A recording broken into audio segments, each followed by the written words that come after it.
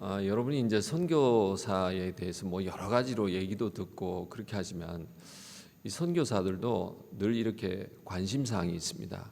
뭐가 있냐면 과연 어떻게 선교를 열어갈 것인가. 이게 너무 중요하거든요. 여러분이 혹시 생각해 보세요. 이민 오셨을 때 나 미국 생활을 어떻게 열어가지? 여러분 어떻게 해보신가 한번 상상력을 동원해 보십시오. 우리 집에 친인척이 있어가 언니, 오빠, 형님이 도와줬다든지 그런 일이 있을 거예요. 또 누군가가 공항에 나와서 나에게 미국 생활은 이런 거야 하고 도와주신 분이 있을 거예요. 근데 그게 잘 되면 다행이지만 또 잘못되면 그 인생이 그르칠 수가 있거든요. 그래서 저도 이렇게 선교지에 가는데 이제 선교지에 가지고 이제 한 달 지나면은 제가 만 4년이 됩니다. 4년 동안에 뭐 하냐면 2년은 랭귀지를 합니다. 언어 연수를 해요. 저희들이 배우는 그 크마에라고 하는 언어는 생각보다 굉장히 어려워요. 왜냐하면 모음자음이 한 140개 정도 됩니다. 여러분 지금 영어만 한 26개 뭐 한국어 그렇잖아요. 그에 비하면은 굉장히 어려워요. 왜냐하면 이 글자가 하나 있으면은 모음이 자음 동서남북에 모음이 붙어요. 그러다 보니까 참 쉽지가 않았던 것 같아요. 그래서 이 1년 동안에 알파벳을 눈으로 익히는 시간이 1년 걸렸어요. 그렇게 시간이 걸리더라고요. 잘 안 읽어지고 또 알 것 같으면서도 모르고 이렇게 2년을 보냈습니다. 자, 그런데 선교사가 와서 2년을 보내는 것은 큰 어려움이 아니지만 그 이후에 어떻게 사역을 열어갈 것인가 이것은 결코 쉽지가 않아요. 하나님께서 선교사들마다 각자 다양하게 사용하시기 때문에 관심이 뭐냐, 저에게는 어떻게 사용하실까? 나는 어떻게 사용할까? 그런데 어느 날 보니까 저희 집사람이 한 캄보디아 젊은 사람을 만나왔습니다. 학교에서 만났어요. 근데 그분이 이런 얘기를 했어요. Are you a Christian? 지금 이 불교 나라거든요. 95%의 사람들이 불교를 믿는다는 나라에서 처음 본 남자분이 여자에게 Are you a Christian? 이거 쉽지 않는 질문이에요. 근데 왜 그랬을까 해보니까 저희 집사람이 여기에 십자가 목걸이를 달고 가서 그걸 보고 그렇게 얘기가 됐던 것 같아요. 그래서 저는 그 얘기를 듣고 나서 그분에게 뭔가가 있을 수가 있다. 만나보자. 여러분이 여기서 이제 하모니 교회가 교회를 개척해 가지고 뭘 이렇게 열어갈 때 이게 참 중요한 원리 같아요. 누군가를 만나야 돼요. 여러분 안 만나고 여기 가만히 있으면은 이 교회가 되는 게 아니에요. 성도들이 오는 게 아니에요. 선교도 마찬가지예요. 누군가를 만나야 되는 거예요. 그래서 저는 그런 질문을 한 그 형제를 만나고 싶었어요. 그래서 만났습니다. 만났더니 여러 가지로 저에게 참 인상 깊은 뭔가가 있었는데 첫 번째, 영어를 굉장히 잘해요. 캄보디아 사람들에게 영어는 참 중요합니다. 근데 아무튼 영어를 잘해요. 그리고 얘기를 들어보니까 악기를 연주하는 사람이라고 그래요. 자, 음악에 좀 조예가 있고 그리고 영어를 잘하는 사람이에요. 그래서 저는 이 형제에게 여러 번 좀 만날 것을 제안을 했습니다. 그 만나면서 또 알게 된 게 차가 있다는 걸 알게 됐어요. 뭐 지금 여기서 차 있다 하면은 여러분 아무런 감동이 없지만 이 선교사가 선교지에서 차를 가진 사람을 만나니까 굉장히 기쁘더라고요. 왜냐하면 제가 차 때문에 너무 고생을 그 당시에 하고 있거든요. 자, 이 차라고 하는 것이 참 중요한데 캄보디아에서 렌트카를 하게 되면 이제 예를 들자면 샬롯에서 내가 사역을 할 것인지 아니면 그린스보로로 갈 것인지 아니면 워싱턴으로 갈 것인지 그러려면 어떻게 해요? 정탐을 해야 돼요. 계속해서 조사를 해야 됩니다. 조사를 하려고 하니까 렌트카를 하는데 렌트카 하는데 하루에 40불이에요.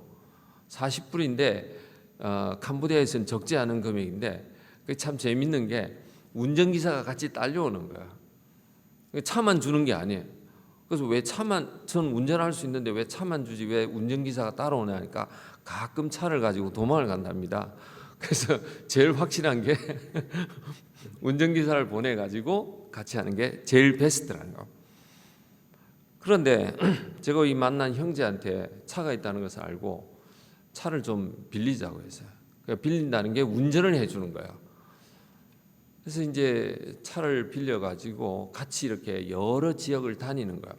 그래서 하루에 적게는 한 4-5시간, 많게는 8시간씩 갔다 오는 거예요. 그럼 여러분들 상상해 보세요. 그 차 안에서 뭘 하겠어요? 뭔가 얘기를 할 거 아니에요. 그래서 그 안에서 굉장히 많은 선교에 대한 정보를 얻게 됩니다. 그래서 우리 형제에 대해서도 알게 됐어요. 그래서 이 형제에 대한 것을 알아보니까 영어 어떻게 배웠냐 하니까 OMF 선교사님이 15살 때 청소년 때 가르쳐 준 거예요. 영어를 가르쳐 줘서. 그리고 악기를 굉장히 잘한다는 것을 알게 됐어요. 그래서 왜 잘하냐니까 프렌치 호른을 하는데 캄보디아에서 프렌치 호른을 하는 사람이 자기밖에 없대요. 그러니까 제일 잘하는 거예요. 정말 잘합니다. 어느 정도로 잘하냐? 지난 3, 4월 달에 캄보디아 왕실의 레슨 선생으로 뽑혀갈 정도로 그 정도예요. 그래서 왕실에 가서 얼마를 주더냐 그러니까 1시간에 40불을 받는답니다. 여러분들 1시간 캄보디아에서 40불이 작은 돈이 아니에요. 왜냐하면 캄보디아에서 최고의 명문대학을 나와가지고 제일 좋은 기업, 한국으로 치면은 서울대학을 나와서 삼성에 들어간 그 정도 하면은 한 달에 250불 정도 받습니다. 그러니까 굉장히 많은 금액을 받아요. 그래서 제가 그걸 왜 물어봤냐면 왕실이 이 형제를 얼마나 인정하고 있는가. 여러분들 이 돈으로도 알 수가 있거든요. 그래서 일단은 인정받는다는 것을 알게 되었습니다. 계속해서 교제를 했어요. 계속해서 교제를 하다 보니까 너무너무 놀라운 게 신학교를 나왔다는 거야. 그래서 어떻게 신학교를 나왔냐? 선교사의 도움에 의해서 신학교를 나온 거예요. 그러니까 저는 어떤 생각이 드냐면 제가 이 선교지에 가서 굉장히 중요하게 생각하는 말씀이 오늘 여러분이 읽은 사도행전 16장입니다. 사도행전 16장을 보게 되면 사도 바울이 빌립보 지역을 가는데 거기 가지고 어디 기도할 곳이 있나 하고 찾아봤거든요. 그랬더니 누구를 만나요? 루디아를 만나요. 루디아가 어떤 여성입니까? 빌립보 교회를 개척하는데 그야말로 털을 닦는데 굉장히 중요한 역할을 한 사람 아니에요? 그러니까 여기에서 짧은 성경 구절이지만 2가지 중요한 키가 있습니다. 하나는 기도할 곳이 있는가? 어딜 가더라도 기도하는 걸 먼저 찾는 거야. 여러분이 하모니 교회가 하나님 앞에 쓰임 받는다라고 하는 것에 제일 첫 번째가 뭐냐면 기도할 곳이 어디 있는가? 기도해야 된다는 거야. 그러다 보니까 루디아를 만나는 거야. 그래서 우리가 이 선교를 하는데 굉장히 중요한 키가 뭐냐면 기도를 끊임없이 하는 거예요. 기도를 계속 해가면서 하나님이 주시는 루디아를 만나는 거야. 그래서 저는 이 형제가 혹시 내 인생에 선교사를 생활하는데 루디아가 아닐까 이런 생각이 드는 거야. 왜? 영어를 잘하는 것도 중요하고 또 악기를 한다니까 음악도 교회에 얼마나 중요합니까? 그에다가 신학교까지 나왔다니까 더 중요한 거야. 그런데 이분은 세상 잡을 잡고 있어요. 저희 부부가 1년 동안 그 형제와 교제를 하면서 기도를 했습니다. 한 1년쯤 지난 다음에 어느 날 D-Day를 잡고 얘기를 했어요. 이름이 비쳇 형제입니다. 비쳇 형제. 당신 혹시 교회를 개척할 생각이 없느냐? 하겠대요. 너무 쉽게 얘기를 하는 거. 저희들은 심각하게 기도하고 왔는데 너무너무 쉽게 얘기하는 거예요. 그런데 2가지 조건이 있대요. 요게 충족이 돼야 된대. 뭐냐 그러니까 첫 번째로는 재정적으로 자기가 교회를 하기에는 부담이 너무 크다는 거야. 그 교회한테 무슨 돈이 드냐 그러니까 교회를 하려면 홀이 있어야 되잖아요. 뭐 의자라도 몇 개 있어야 될 거 아닙니까? 그래서 그 얘기를 해서 제가 곰곰이 생각을 해봤어요. 이 형제가 가만히 보니까 정말 이게 장소가 있어야 교회를 개척할 수 있을까? 아니면 의자가 필요할까? 뭐 마이크가 필요할까? 가만히 생각해보니까 캄보디아에서는 필요 없는 게 많아요. 여기에 앰프라든지 뭐 키보드라든지 이런 거 없어도 다 할 수 있어요. 그래서 이런 얘기를 했어요. 우리 한국 목사님들이 교회를 개척할 때 집에서 방 하나에 그냥 둘러앉아서도 예배를 시작한다. 꼭 당신이 알고 있는 그런 교회만 교회가 아니다. 그러니까 와이프하고 잘 의논해가지고 당신 집이 있는데 그 집을 오픈할 수 있느냐 없느냐를 의논해봐라. 몇 주간 시간 달래요. 그래서 시간을 줬는데 저는 1년도 줄 수 있다고 그랬어요. 근데 그 문제는 해결이 됐어요. 집에서 교회를 하기로 했습니다. 자, 그런데 또 한 가지는 뭐냐 그러니까 제가 담임 목사를 하고 자기는 돕는 자가 되겠다고 그러는 거야. 근데 저는 그거는 바로 노했습니다. 이유도 생각할 필요는 없이 노했어요. 왜 그러냐면 저는 여기에 와가지고 한인교회를 개척하러 온 게 아니에요. 현지인 교회를 개척하러 온 거예요. 현지인 교회를 개척하러 왔기 때문에 현지인이 담임 목회자를 해야지 여기에 외국인인 제가 가지고 담임 목회를 하면 제가 언어를 하면 얼마나 하겠습니까? 혹시 여러분들 지금 교회에 여기에 백인 목사님이 오셔가지고 여러분 오늘 이러면서 여러분들 매일 설교 한번 해보세요. 여러분들 교회 와가지고 굉장히 어렵습니다. 그래서 저는 안 된다고 그랬어요. 왜 안 되냐고 이제 여러 가지 얘기를 하는데 아무튼 캄보디아 사람이 캄보디아 교회를 만들어서 캄보디아 교회가 캄보디아 교회를 개척하게 하는 게 이게 중요한 키입니다. 그래서 저는 제가 돕는 사람이 되고 당신이 담임 목사로 서야 된다. 그렇게 설득을 해가지고 본인이 담임 목사를 하기로 했어요. 우리 둘이서 이제 다 하는 거예요. 다 하는데 저는 이제 담임 목사가 목사로서의 역할을 감당할 수 있도록 뒤에서 코치를 해주는 거예요. 그래서 예배는 어떻게 드리고 설교는 어떻게 하고 또 우리가 어떻게 교회를 행사해야 되고 여러 가지 일들을 뒤에서 합니다. 근데 반드시 캄보디아 패스터가 앞에 서서 하게 했습니다. 두 가지 문제가 해결이 됐어요. 그런데 이제 주일마다 저희들이 이제 교회 가는 일이 보통 일이 아니에요. 해가 그 집이 서쪽에서 서향인데 여러분들 뜨거운 해가 서쪽에서 들어오면 굉장히 길죠. 저희 집사람은 땀을 많이 흘리는 사람이에요. 저는 뭐 잘 견디는 편인데 저도 가도 힘들어요. 그래가지고 외국인이 왔다고 조그마한 선풍기라도 하나 해가지고 저희들에게 줘요. 너무 고맙긴 한데 그 선풍기로는 위로가 안 되는 거예요. 너무 더워서 얼마나 더운지 몰라요. 땀을 뻘뻘 흘리고. 그래서 매주일 교회 간다라고 하는 것은 우리는 오늘도 더위를 이겨내야지. 오늘 뭐 좋은 말씀을 듣고 이런 게 아니에요. 그냥 더위 이기는 게 급선무였어요. 그래서 하나님 앞에 간절히 기도했어요. 하나님, 우리 이거 도저히 이거 교회 가는 게 너무 힘들어서 안 되겠습니다. 선풍기라도 좀 주셔야 되겠습니다. 근데 어느 분이 저에게 돈 100불을 주셨어요. 그래가지고 천정에 선풍기 2대를 딱 달았어요. 그러고 나니까 교회 좀 갈만하더라고요. 너무 괜찮아요. 그렇다고 해서 시원한 게 아니에요. 여전히 이렇게 쉽진 않아요. 그런데 사람이 이제 조금씩 늘어나는 거야. 그래서 제가 이제 그 지역에 그 교회를 하면서 했던 일은 선풍기 2개 달고 의자 20개를 구입하는 일을 그 교회를 위해서 도왔습니다. 그러고 나서는 전부 다 자기네들이 하는 거야. 자기네들. 한 1년쯤 지나다가 기도를 하기 시작했습니다. 여기에서는 교회를 할 수가 없다는 거야. 왜냐하면 이 집이 골목으로 쭉 들어가가지고 제일 코너 집인데 뭐 우리끼리 몇 명이 모이는 건 할 수 있지만 공식적인 장소로서는 너무 좋지 않아요. 그래서 하나님 앞에 기도하기 시작했어요.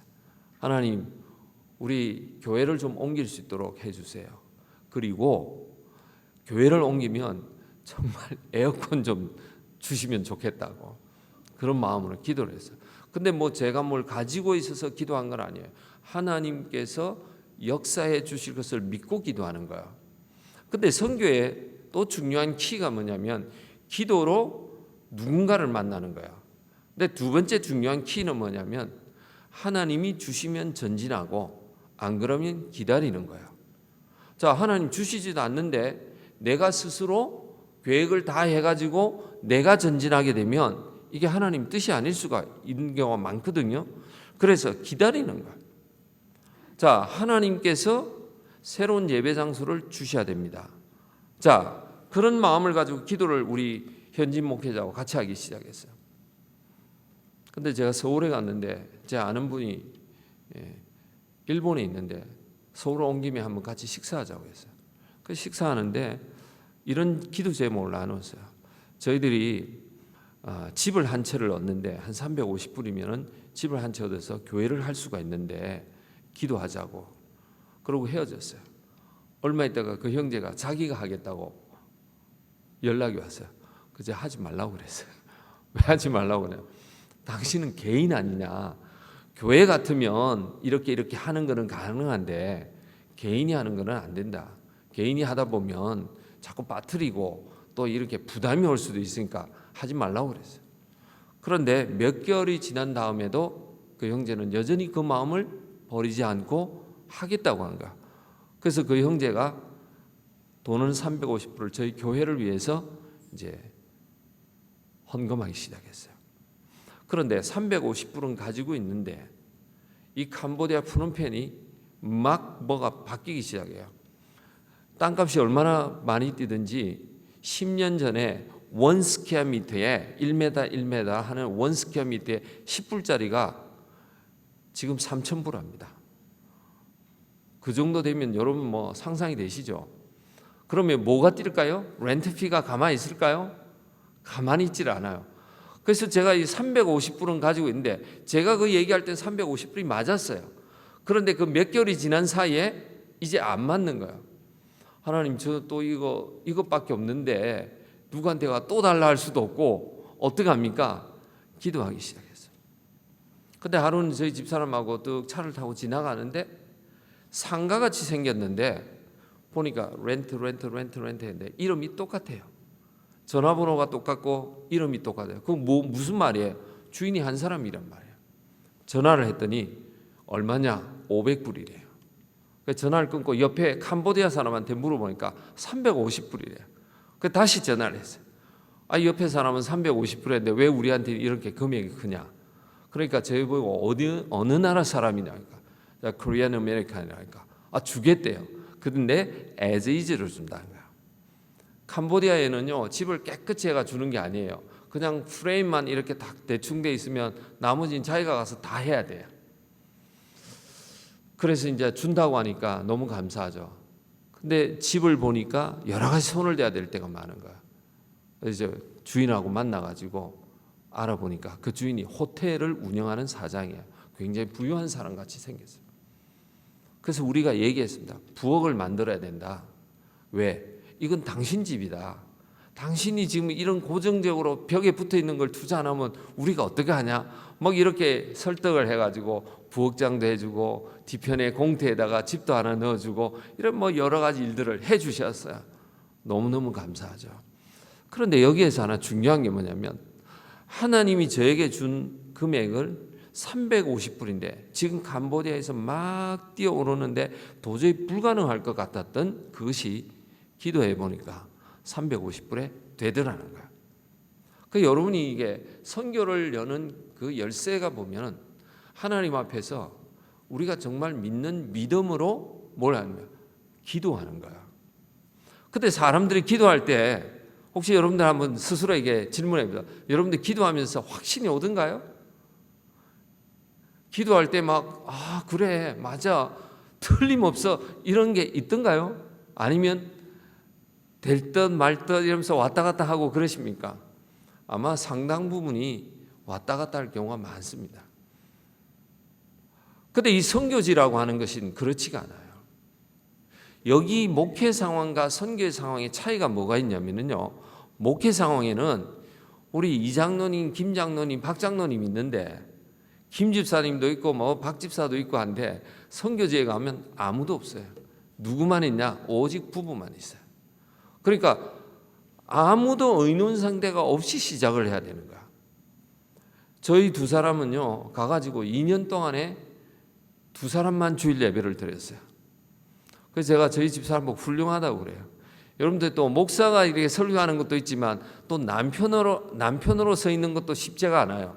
남편이 부인을 앞에 놔두고 2년 동안 그것도 매일 같이 살다가 오늘 주일 땡 해가 오늘 예배 드립시다. 이거 쉽지가 않는 거야. 그런데 그렇게 했어요. 그런데 하나님께서 정말 우리 삶에 역사하실까 하는 것을 그대로 믿는다라는 거 쉽지가 않는 거야. 그런데 상황들이 늘 가서 보면은 이 캄보디아의 선교지 상황에 보면은 벼랑 끝에 서 있을 경우가 너무 많은 거야. 과연 하나님 우리와 함께 하실까? 이런 생각이 막 드는 거야. 근데 여러 가지 사건들이 생겨요.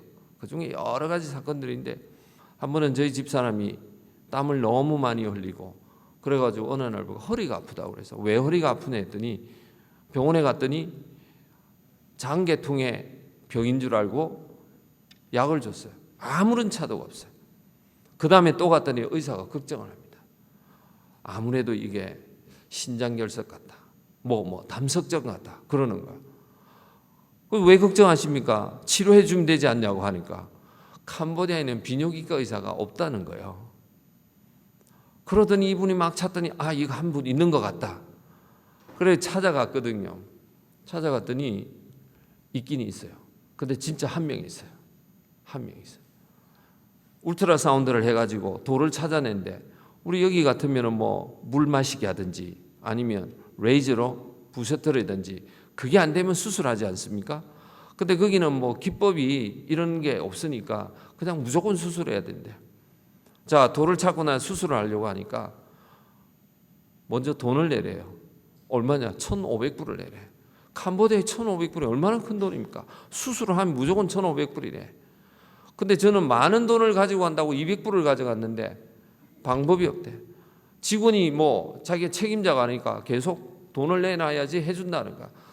저는 지금 그 당시에는 동서남북도 모르고 어디로 가야 될지도 모르는 상황인데 할 수가 없어요. 환자는 아프다고 하지요.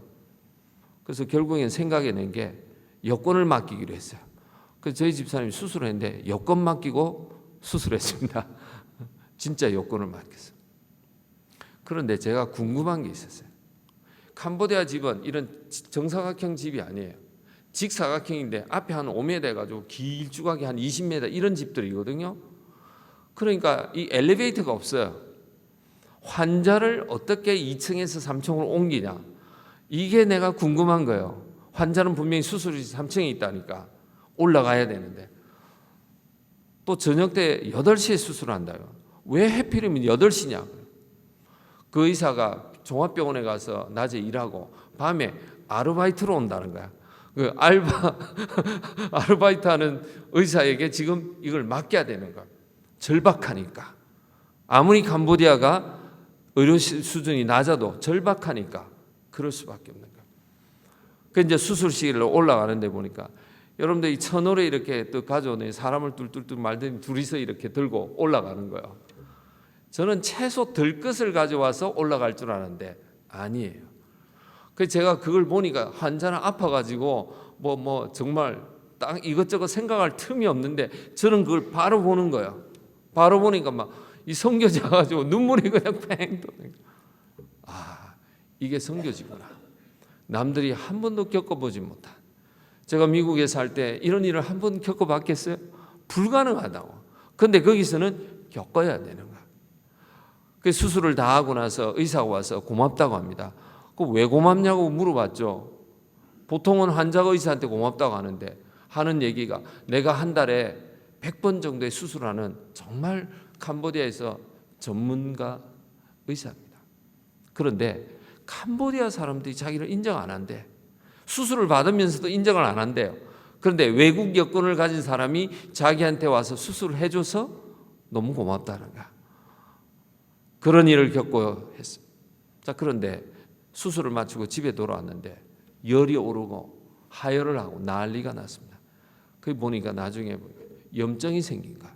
위생 처리를 잘 못해가지고 너무너무 아파서 감당을 못하는데 이거 이제 절망이에요.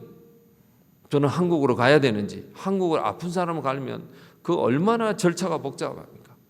그런 상황인데 월요일 날 오라니까. 금요일 날 다른 의사를 만났는데 월요일 날 오라니까. 근데 그날 2박 3일이라는 게 얼마나 긴 시간입니까? 환자에게 참아야 돼요. 그래서 저희 집사람 참아냈어요. 뭐 방법이 없다니까 참아가지고 이제 월요일 날 갔더니 참 어려운 가운데 하나님이 천사를 보낸 것 같아요. 한국의 성모병원에 비뇨기과 의사가 단기 선교를 온 거예요.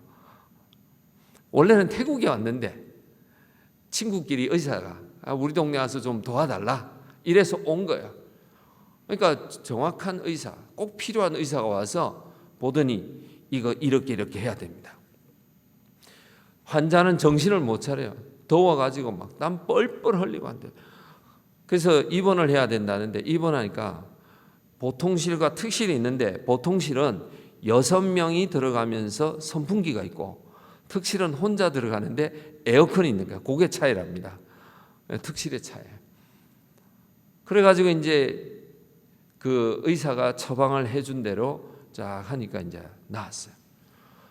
캄보디아 병원은 식사 제공을 하지 않습니다.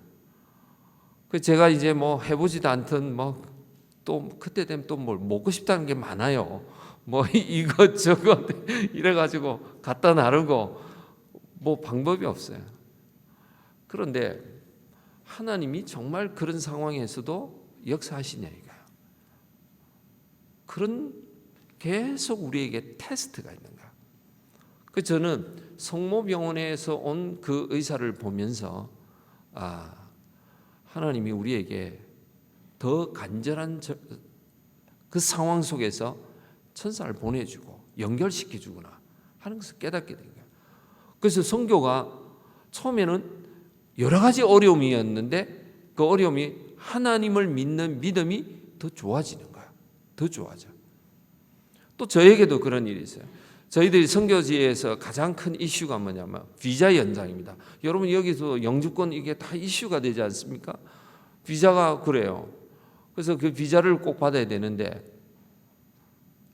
이 비자를 관장하는 관공서에서 무슨 얘기를 하면 모든 내국인과 외국인이 노동 허가를 받아야 된대요.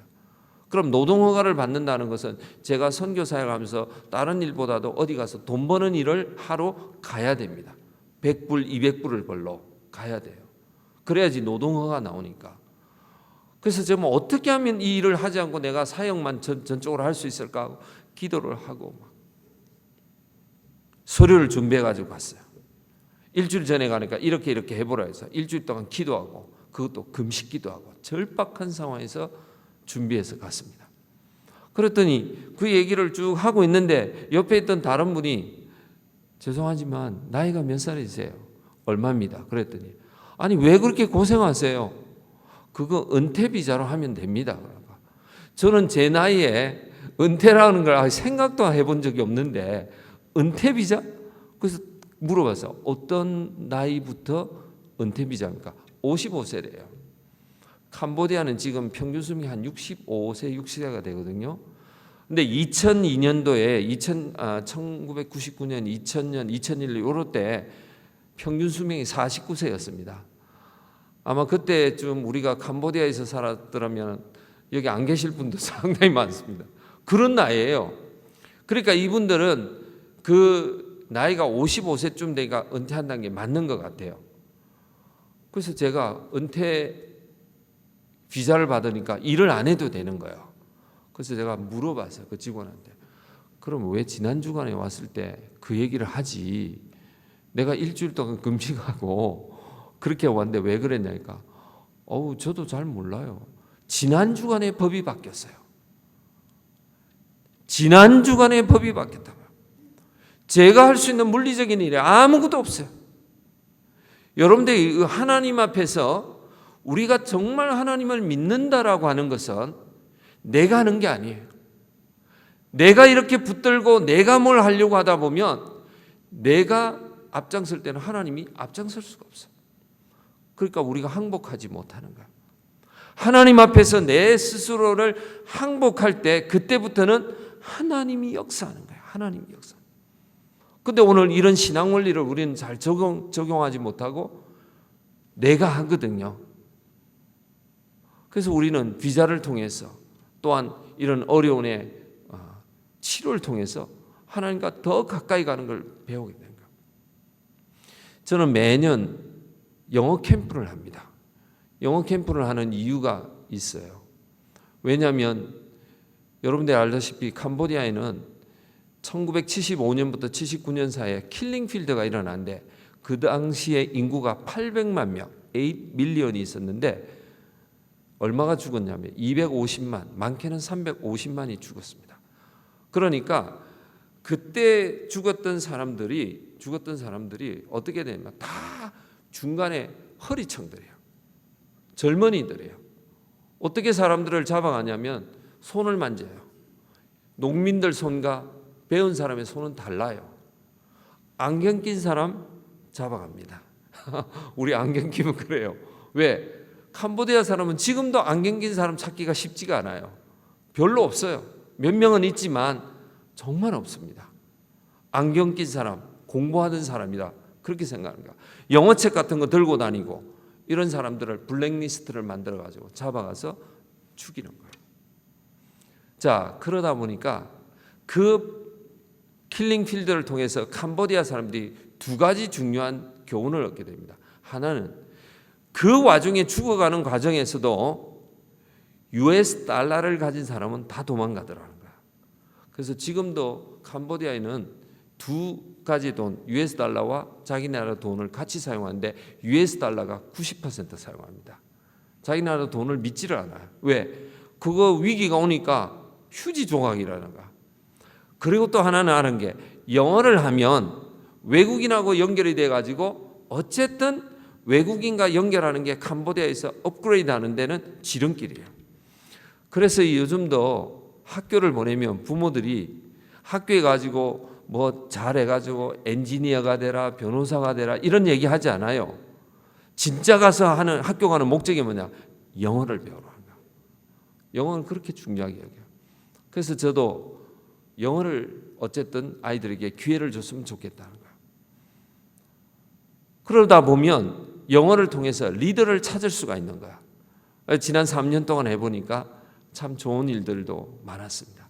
그러니까 이번에는 한 250명 정도 아이들을 찾아가고 부르고 이렇게 해가지고 세 군데에서 했어요. 150명, 70명, 한 30명 이렇게 모아가지고 영어 캠프를 했어요. 그래서 아이들이 이 영어를 배우는 것을 그렇게 좋아합니다. 그러니까 여러분들이 여기에 지금 우리 오늘 청소년들도 많이 보고 있는데 혹시 여러분들이 선교사의 두 가지의 삶이 있는데 선교사의 삶이 있고 선교사적인 삶이 있는데 여러분은 선교사의 삶이 아니죠. 선교사적인 삶을 사는 거예요. 그런데 언제 여러분을 하나님이 선교지로 부를 줄 모르거든요. 그럼 어떻게 할까? 자녀들한테 좀 그렇게 가르쳐 보세요. 학교 다니시면 여기에 대학교를 가거든 교사 자격증을 꼭 좀 따놓으라고 하세요. 안 해도 괜찮습니다. 왜? 언젠가 내가 뭐 주전으로 다른 나라 갈 수도 있고 그러다 보면 지금 전 세계는 국제학교가 굉장히 많습니다. 그 많은 학교에 미국의 라이센스를 가지고 가면은 국제학교 교사 자리가 굉장히 많아요. 그때 주중에는 교사하면서 또 자기의 생업을 위해서 뭐 필요한 것을 공급받으면서 또 다른 일을 하면 얼마나 좋은지 몰라요. 그 지금 필리핀 한 교사가 와가지고 우리 프놈펜에 와서 자기가 다른 교회의 도움을 받는 게 아니에요. 자기가 거기서 그 모든 필요를 공급받고 교사로서 그걸 하면서 거기에서 뭘 하냐면 교회를 4개를 개척했어요. 돈이 많이 드는 게 아니에요. 하나님 앞에 열려있는 마음을 가지고 있으니까 그렇게 쓰임 받는 거야. 그래서 여러분들이 이 자녀들에게 어떻게 해서 선교적인 삶을 살아갈 것인가도 가르쳐 주면서 여러분 스스로도 준비를 하셔야 돼요. 어떻게? 하나님 앞에 지금 제가 여기 있는 것에서 열심히 하셔야 돼요. 그래서 저는 뭘 또 가가지고 열심히 하냐면 청소를 열심히 합니다. 전 정말 청소 열심히 해요. 왜 청소를 열심히 하냐? 캄보디아 사람들은 행주와 걸레를 구분을 못해요. 행주가 뭐고 걸레가 뭐예요? 여기 쓱쓱 닦다가 그냥 식탁에도 그냥 다 해요. 그러니까 우리는 도저히 받아들일 수 없어요. 그래서 캄보디아 사람들 청소를 시키면 이건 청소한 게 아니에요. 그래서 어떻게 할까 하다가 우리 부부가 결론을 내린 게 우리가 보여주는 거야. 예를 들자면 여기 체육관 한다면 이게 4등분을 해가지고 이쪽은 제가 할게요. 이쪽은 당신이 하세요. 그 저희들이 하는 걸 다 보게 하는 거야. 그 청소를 실제로 하는 거야. 그 여러분이 하고 있는 일 하나하나가 다 선교지에 쓰일 수가 있어. 청소하는 것, 음식 만드는 것, 노래 잘하는 것, 그 다음 여기 와서 성경 구절을 외우는 것, 이런 거 하나하나 다 보여주는 거야. 그러면 그걸 통해서 선교가 되는 거예요. 여러분 여기 와가지고 목사님께서 우리 이런 성경 공부합시다. 그거 소홀히 하시면 안 돼요. 그걸 잘한 사람이 선교지에 가도 잘할 수가 있는 거야.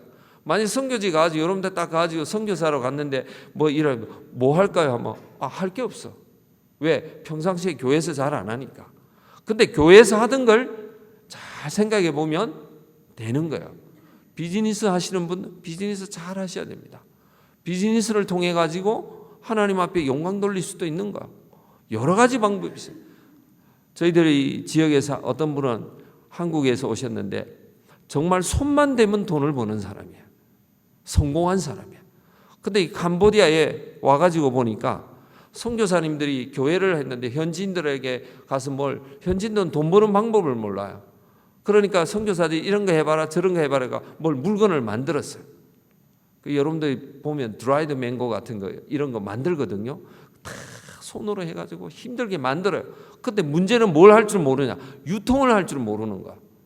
그런데 이 한국에서 오신 분이 자기가 참 한국에서 돈을 많이 벌었는데 이 선교지에 와서 돈 벌지 않겠다는 거야. 돈을 쓰러 옵니다. 왜 쓰냐? 선교사님들하고 연결해가지고 그런 물건을 가져오면 제가 여기서 팔아주는데 이 유통을 위해서 가게를 오픈해 주는 거야. 한 7, 8년 동안 적자가 났어요. 작년부터 흑자가 나기 시작했다고 해요. 그 적자 나는 동안에 이분은 계속해서 투자해 주는 거예요. 투자해 줘. 자기는 돈 벌지 않겠다는 거예요. 제가 작년에 홍콩을 갔습니다. 홍콩에 가지고 한인교회를 가지고 이제 처음 온 교회인 거예요. 점심 식사를 하는데 제 바로 앞에 있는 앉은 분이 안수 집사님이에요. 저에게 막 묻더니 선교사로 왔다고 하는 거예요. 잠시 방문 왔습니다. 그러니까 자기가 중국에 다니면서 옷 그런 걸 OEM 형식으로 만들어 가지고 사업하는 사람이에요. 중국에 가서 돈을 많이 벌었대요. 근데 캄보디아에 또 벌 거 없습니까? 제가 그랬어요. 아니 중국에서 많이 벌었는데 또 캄보디아까지 벌면 어떻게 하시려고? 캄보디아는 정말 크리스찬들은 돈 벌러 오시면 안 됩니다. 돈을 어떻게든 쓰러 오십시오. 그래서 돈 벌고 싶은 목표가 있으세요? 그만큼 돈을 쓰러 오십시오. 써주고 가세요. 그랬더니 그분이 그러니까 나는 돈 벌으라는 사람은 많이 들어봤는데 돈 쓰고 가는 사람은 처음 들어봤다. 여러분이 하나님 앞에서 가지고 있는 재능들 있잖아요. 없는 것 같지만 다 있습니다. 그 재능들을 하나님 앞에서 어떻게 지금 여기서 훈련 받으셔야 돼요. 그러면 선교지에 가서 훌륭하게 쓰임 받을 수 있어요. 제가 또 한 가지 더 사역이 있는데 우리 그 현지인 목회자가 자기 집이 있다고 그랬잖아요. 집이 있는데 이 집이 방이 있어요. 그 방을 렌트를 놓으려고 해요. 렌트 놓으면 얼마 받냐니까 30불을 받는답니다. 참 싼데 그 사람들은 비싼 거예요. 근데 아무리 렌트를 놓으려 해도 렌트가 안 나가는 거예요. 하루는 저에게 와서 이런 얘기입니다. 제가 이 렌트를 놓으려고 해도 나가지 않으니까 이 방들을 우리 지방에서 올라오는 학생들이 참 방 때문에 고생하는데 그 학생들을 위해서 좀 무료로 오픈해서 기숙사를 운영하면 어떻겠냐는 거예요. 근데 저는 기숙사에 대해서 그렇게 긍정적이지는 않았어요. 왜냐하면 보통은 선교사님들이 기숙사를 오픈해 가지고 나중에 그 경제적인 이익을 다 얻고 난 다음에 학생들이 떠나는 거예요. 그래서 나도 학생들 이러면 안 되겠다 했는데 근데 이번에는 달랐어요.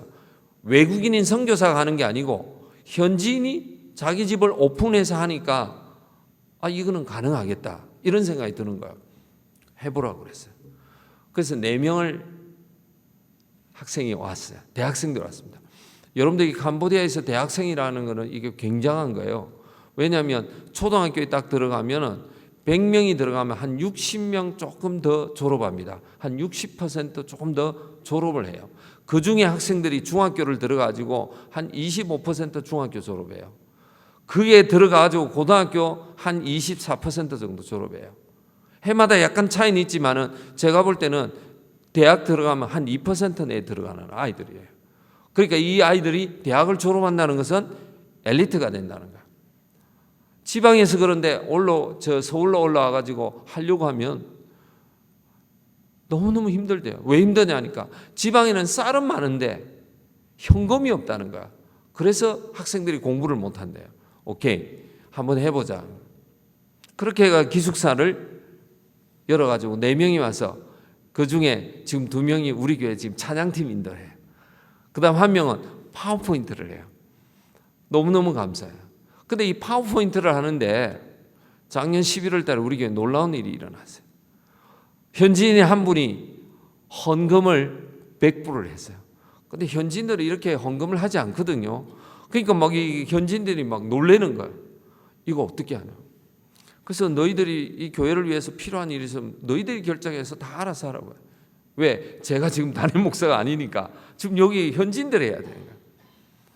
그래서 가만히 놔뒀더니 100불을 더 모아가지고 200불을 들여가지고 자기네들 스스로 프로젝트를 산 거예요. 프로젝트를 샀어요. 그래서 제가 얼마나 감사한지 몰라요. 스스로 샀으니까. 여러분들 우리 한국의 선교 정책 중에 네비우스 정책이라는 것을 와가지고 우리 한국에 적용해서 세계적으로 성공한 나라가 한국입니다. 네비우스 정책이면 스스로 하게 하는 거야. 스스로 하게.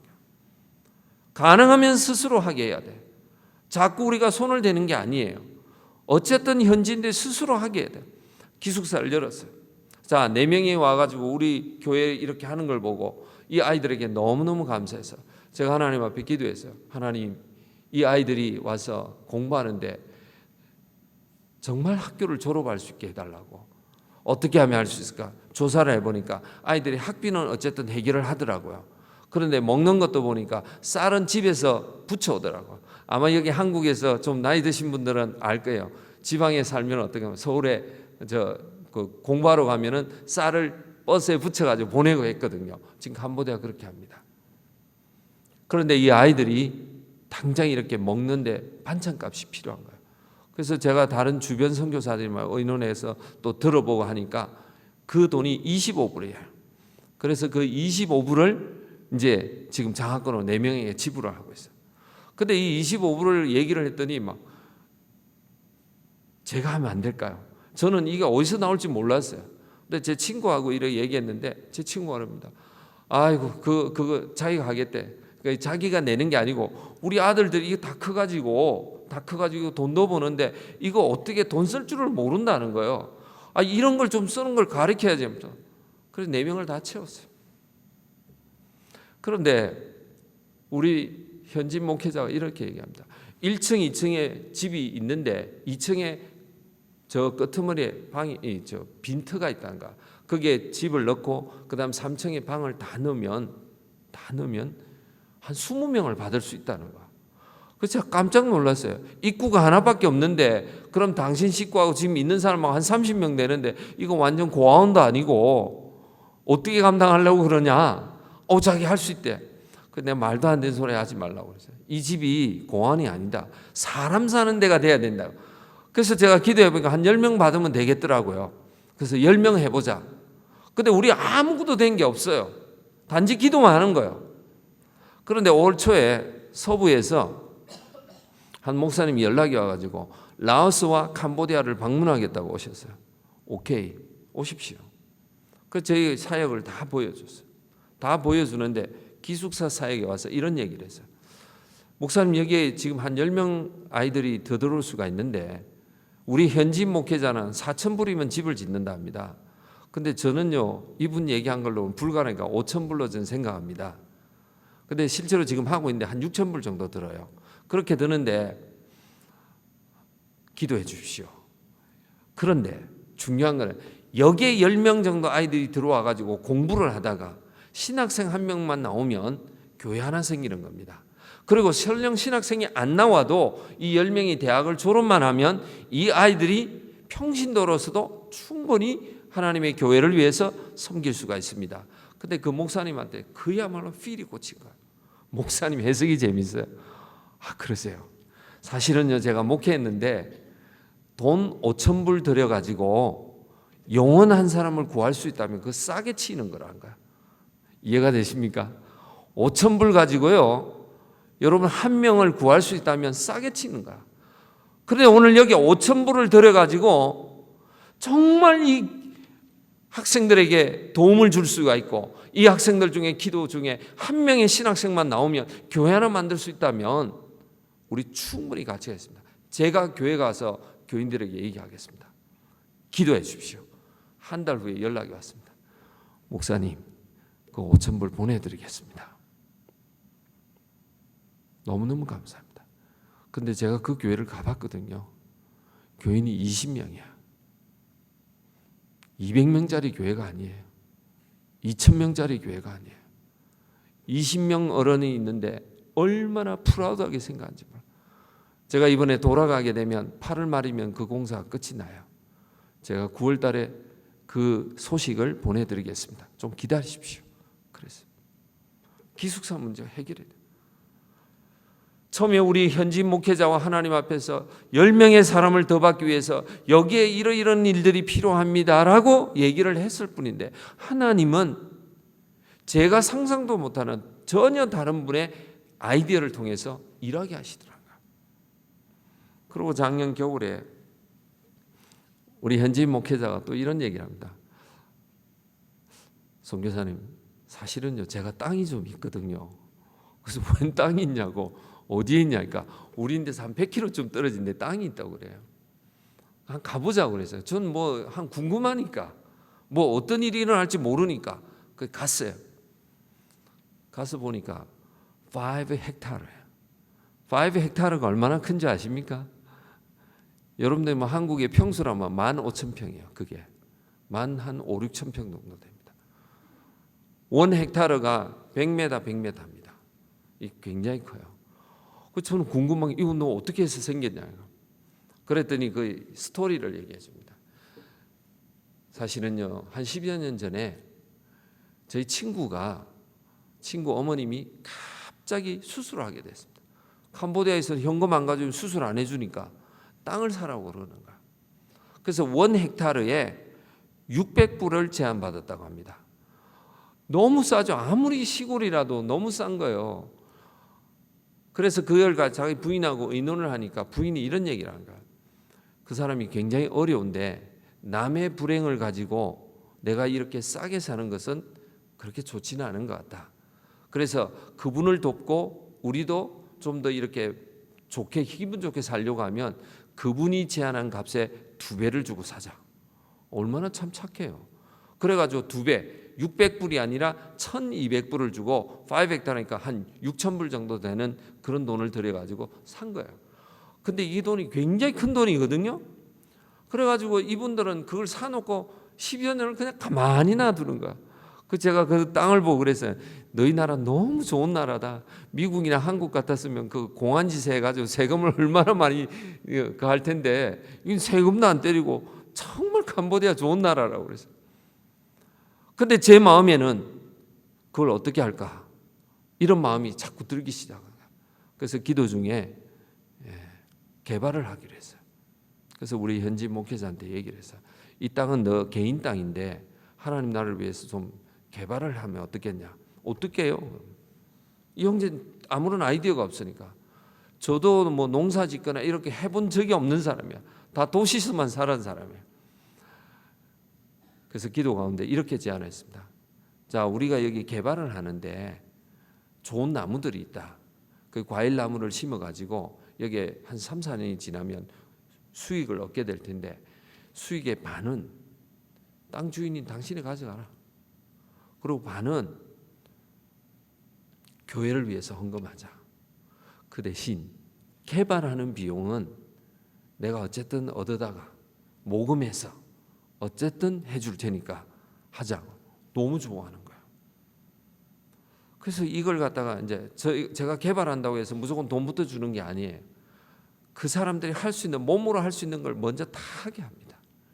다 하게 해야 돼요. 돈은 최종적으로 주는 거예요. 최종적으로 투자하는 거예요. 그렇게 해가지고 지금 올 초부터 이렇게 시작해가지고 현재 지금 투자한 돈은 60불을 투자했습니다. 자기가 할 수 있는 일 다 해요. 근데 지금은 이제 공사가 잠깐 중단된 상태예요. 왜냐하면 우기거든요. 비가 오거든요. 그래서 제가 건기가 되면 시작하자고 그랬어요. 그래서 거기에는 우물을 파려고 합니다. 그게 또 폰더를 만들어가 물을 가둬야 됩니다. 그게 있는 잡초들을 다 제거해야 됩니다. 펜스를 만들어야 됩니다. 이런 일들 하는데 이거 어떻게 하지? 그런데요, 하나님께서 길을 인도해 주시는 거예요. 너무너무 한 걸음 한 걸음 인도해 주시는 거예요. 그래서 제가 지금 4가지 사역을 하고 있는데, 교회 개척과 캠프와 기숙사와 그리고 이 농장 개발을 하고 있는데, 하나님께서 하나하나 채워주신데 제가 한 일은 기도한 거예요. 제가 한 일은 기도한 거예요. 그런데 하나님은 우리 이 형제라는 루디아를 붙여주셨어요. 선교를 여는 키가 저는 너무너무 선명하게 보이는 거예요. 루디아를 만나는 거예요. 제가 이렇게 선교지에 갈 때 저는 아무것도 없이 갔습니다. 아무것도 없이 갔어요. 후원교회도 하나도 없어, 한 교회도 없었습니다. 여러분 교회만 얘기를 할게요. 여러분 교회도 저는 알지 못해요. 그런데 우리 장로님을 통해서 또 다른 목사님하고 이렇게 건너 저에게 연락이 왔어요. 근데 저는 너무너무 놀라운 게, 왜 이런 일이 일어나지? 저는 여러분의 교회가 어떤 결정을 하고 하는지는 저는 몰라요. 근데 저는 기도했는데 이 교회와 연결이 되는 거예요. 하나님의 역사를 누군지를 모르게 손길을 통해서 연결해 주는 거예요. 그래서 제가 너무너무 감사한 거예요. 여러분 교회 교단이 달라요. 저는 침례교 목사예요. 교단이 달라. 교단을 묻지 않았어요. 여러분 교회가 저에게 어떤 것을 이유를 달지 않았어요. 그런데도 여러분의 교회는 마음을 열어주셨어요. 그래서 제가 너무너무 감사하고, 오늘 처음 우리 박 목사님도 뵀는데 너무너무 감사해요. 그런데 선교지에서요, 계속해서 제가 열어가는 건, 하나님 제가 기도하겠습니다. 하나님 기도하시면 하나님이 그 다음에 어떻게 하면 열어주는 거예요. 그게 여러분을 통해서도 열 수 있고, 또 누군가가 모르는 제3의 제4의 역사가 일어나는 거예요. 그래서 저는 계속해서 선교지에 가서 하는 것이 뭐냐면, 하나님, 주님이 저에게 기도할 때 루디아를 만나게 해달라고. 저는 여러분 이 똑같은 원리가 여러분의 교회에 그대로 적용되기를 합니다. 여러분 기도하십시오.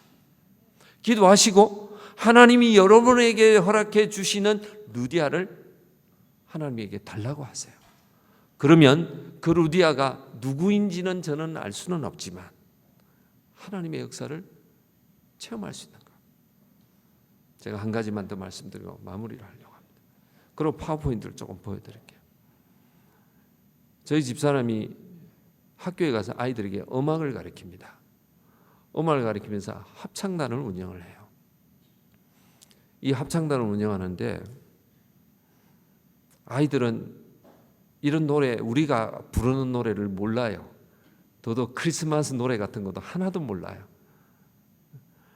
근데 늘 이 아이들에게 뭔가를 좀 해주고 싶은 거예요. 그래서 우리가 이제 싱가포르에 있는 American International School하고 연결을 했습니다.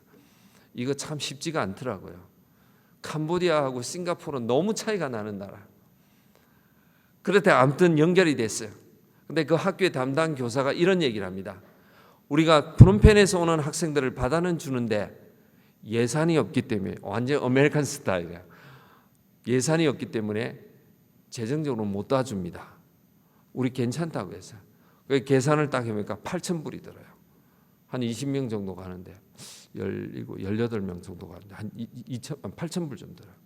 학생들에게 낼 수 있는 회비를 다 받아봐도 2,000불 정도밖에 안 돼요. 나머지를 어디서 해결할 것인가?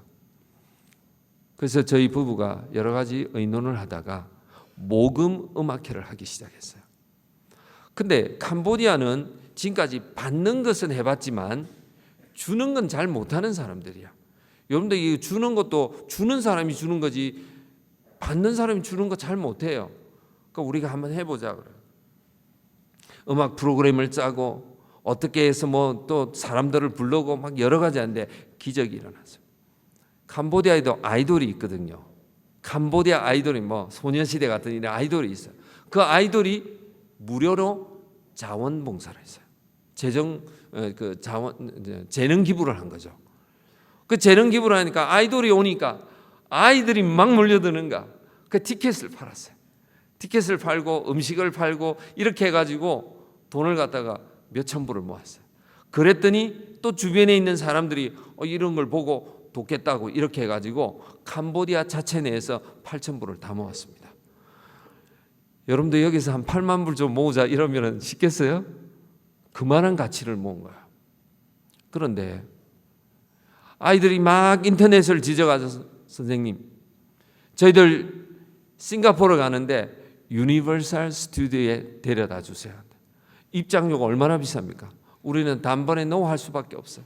아이들은 너무 가고 싶어 하는 거예요. 마음 아프죠? 이 아이들이 싱가포르 가는데 그런데 한번 해주면 얼마나 좋겠어. 답답한 마음이 있어요. 저희 집사람이 싱가포르에 저희 둘째 애하고 동창 부모를 알고 있어요. 전화를 했어요. 우리 평상시 전화하니까 뭐 이번에도 전화를 했어요. 저희들이 아이들이 이런데 하니까 너무 안타깝다. 오면 그거 꼭 봐야 되는데 그러고 전화를 끝났어요. 그런데 이분이 자기 아파트에 사는 다른 한국 분에게 가서 얘기를 했어요. 야, 이거 캄보디아 아이들이 온다는데 유니버설 스튜디오를 못 간다고 한다. 그랬더니 그 부인이 언니 그거 내가 하면 안 돼? 그런 거. 아니 네가 무슨 돈 있다고 그걸 해? 뭐 하여튼 결론적으로 두 분이 반반씩 대기를 했어요. 그래서 저희들이 싱가포르를 갔어요. 갔더니 캄보디아 아이들 왔다고 해가지고 고기를 먹는 뷔페집에 데려가가지고 마음껏 먹으라는 거예요. 그래서 제가 그 부인을 처음 만났어요. 처음 만나가지고 물어봤어요. 어떻게 해가지고 저희들을 돕게 됐냐고. 이런 얘기를 합니다. 사실은 저희들이 서울에서 너무 일을 많이 하다가 이제 너무 지쳐서 이제 일 좀 안 하겠다고 싱가포르로 도피처 이민 비슷하게 왔다는 거예요. 진짜 일 안 하겠다고 마음먹었대요. 그런데 1년을 놀고 나니까 세상에서 제일 힘든 게 노는 거라는 거예요. 여러분들 그렇죠? 노는 게 힘들죠? 그래 이분이 이력서를 내가 어플라이를 했어요. 근데 싱가포르에서 미국계 은행에 지점장이 됐어요. 그러니까 이분이 수입이 생기잖아요. 그러니까 부부가 이런 얘기를 하는 거야. 여보, 이거 우리 생각지도 못한 수입이 생겼는데 이거 우리가 다 먹으면 안 되지. 이거 필요한 사람이 있으면 좀 나눠줘야지. 이거 우리가 다 어떻게 가져? 이런 얘기를 하고 있는데 프롬펜 얘기가 들린 거예요. 그러니까 이분들은 뭐 생각할 것도 없이 그냥 주는 거예요. 줄 수밖에 없는 거예요. 근데 이분들이 다 캐톨릭 신자들이에요. 교회 신자가 아니에요. 캐톨릭 신자. 저희들하고 아무 관계 없어요. 그런데도 마음문을 열어주는 거야. 근데 여러분들 우리 구약 성경에 보면 이방 왕이었던 고레스 왕을 통해서도 해방의 문을 열어주시잖아요. 그러니까 하나님이 모든 것을 총동원해 가지고 다 보여주시는 거예요. 다 보여줘요. 꼭 기억하십시오. 기도하십시오. 그리고 루디아를 만나십시오. 그러면 여러분의 교회와 여러분의 가정과 여러분의 사업과 선교 현장이 풍성해집니다. 그래서 제가 오늘 그 했던 얘기들을 한번 여기 파워포인트를 한번 잘 보여드립니다. 저게 제일 처음에 뭐냐면요, 우리 교회 집에서 예배를 드리던 장소입니다. 그 다음에 두 번째를 보시게 되면 저게 새로 옮긴 거예요. 지금 교인들이 한 70명 됩니다. 저희들이. 그런데 현지 선교사님들이 저한테 이런 얘기를 해요. 어떻게 해가지고 짧은 시간에 그렇게 해냈냐고 물어요. 근데 제가 이런 대답을 해줍니다. 선교사가 목회 안 하면 저렇게 됩니다. 선교사가 목회하면 저거 어렵습니다. 10년, 20년 전에 10명 만들기도 어려워요. 여러분들 이게 백인 목사님이 오셔가지고 한인 상대로 한다고 상상해 보시면 이해가 될 겁니다. 자, 그다음 보시겠습니다. 이번에 가가지고 한 학교에, 초등학교에 우리 저 농장 근처인데 한 100km 정도 떨어져 있는데 가가지고 전 학생들을 상대로 캠프를 하는 거야. 여기 가지고 제가 질문 안 했어요. 여기 미국이 어디 있는지 아는 사람 손 들어보세요 했더니 한 명 손 들어요. 미국을 아는 학생이 한 명밖에 없어요, 저게. 그래서 또 물었어요. 한국 아는 학생 손 들어니까 2명이 있어요. 한국은 좀 낫대요. 2명이 있어요. 그렇게 오집니다. 아이들이, 어떤 아이들은 신발을 신지 않고도 와요. 그래서 신발을 좀 사주려고 하니까 우리 현지 목회가 절대로 못하게 합니다. 왜 그러냐 하니까 신발을 사주려면 모두를 해줘야 된대. 모두를 해주든지 안 하면 안 하든지, 그래야지 아이들이 그렇게 차별 대우밖에 안 하는 게 좋겠다는 거예요. 자, 그 다음에 보시면요, 이게 이 학교에 교실에 들어가서 하는데 이 교실이 흑판이 2개가 있어요. 블랙보드가 2개인데 저쪽에 있고 저쪽에 있거든요.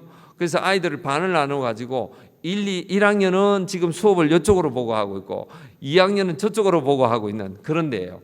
그래서 아마 우리 한국에 아주 옛날 생각이 나실 겁니다. 그렇게 우리 하는데, 저 지금 학생 하나 있죠? 저 학생이 지금 우리 푸놈페니아가 국제학교를 들어가기 위해서 온 학생인데 3개월 영어 배우고 지금 가르치는 거예요. 3개월 영어를 하니까 이 말을 하더라고요. 그래서 아이들을 가르치고 있습니다. 다음 장면을 보시겠습니다. 저기 이제 저희 교회에서 차로 한 5분 정도 떨어진데 굉장히 빈민가입니다. 빈민가인데 이 아이들을 불렀어요. 불러가지고 나무 밑에서 지금 영어 수업을 하고 있는 장면입니다. 그 다음에 보시겠습니다. 저게 지금 이제 현지인들이 직접 자원봉사인데 ABCD 가르치거든요. 여기 있는 분들은 다 ABCD가 되니까 여러분들이 충분히 교사 자격증이, 교사로서 헌신할 수 있습니다. 예, 다음 장면을 보시겠습니다. 저게 지금 3반을 만들어 가지고 하고 있어요. 그 다음에 보시겠습니다. 자, 이 장면이 굉장한데요. 그날 제가 점심을 줬는데 저 하얀 도시락통에 뭐가 있냐면은 식빵 있잖아요. 식빵 토스트 해가지고 안에 딱 잼을 발라가지고 반 접어가지고 주는데 4조각을 줬어요. 4조각을 줬는데 저 아이들이 딱 여는데 깜짝 놀라는 거예요. 너무 많은 거예요. 그거 다 덮어. 왜 덮냐? 왜 안 먹냐? 지금 먹어야 된다고 하니까 집에 가서 같이 나눠 먹어야 된다. 아이들이 너무 가난하게 살다 보니까 저런 걸 보고 아이들이 너무 놀라는 거야. 근데 우리는 사실 저보다 한 10배를 줘도 놀라지도 않는데 너무너무 감사해요. 그날 저 식빵 4조각과 우유 한 팩과 스낵 하나를 줬는데 너무너무 감사해요. 자, 그 다음 장면을 보시겠습니다. 저게 우리 패스트 집입니다. 저게 3층이 다 비어 있고, 그 다음 장면을 보시면요, 여기에 보면 이 지금 대학생들이 저 집에 들어와 살면서 지금 봉사를 해요. 그래서 제가 우리 현지인들에게 언젠가 우리가 교회도 건축해야 될 텐데 헌금을 좀 해라고, 너희들도 해야 된다고 했더니 이분들이 헌금을 2종류로 하는데, 저 들고 있는 헌금 주머니는 보통 일반 헌금이고 저거는 걷습니다. 그런데 앞에 있는 통은 앞에 놔두면, 건축 헌금은 전부 다 앞에 나와서 자기네들이 직접 드려요. 그렇게 하는데 한 달에 한 50불 정도 나옵니다. 굉장히 헌금을 많이 하는 편에 속합니다. 그래서 왜 헌금을 많이 하니까 이 사람들은 불교 신앙이 있어가지고 절에 가서 시주돈 많이 내면 복 받는다는 거 알아가지고, 그래서 교회 와도 그런 거는 부담이 없는 것 같아요. 예, 다음 장면을 보시겠습니다. 저게 이제 뒤편에 2층에 빈 공터였거든요. 저걸 메꿔가지고, 또 다음 보시면 저게 공터고요. 그 다음에 보면 저게 이제 3층에 이제 쭉 비어 있는 거예요. 옆집은 3층까지 있는데 이 집은 2층이 비어 있어요. 그래서 저기를 갖다가 다 그 방을 만들어 가지고 지금 기숙사를 하고 있는데 이번 8월 달에, 이번 달에 마무리를 하려고 합니다. 다음 장면을 보시면 지금 저거 하고 있고, 또 다음 장면 지금 저렇게 만들고요. 예, 한 번 더요. 예, 저렇게 만들고 있습니다.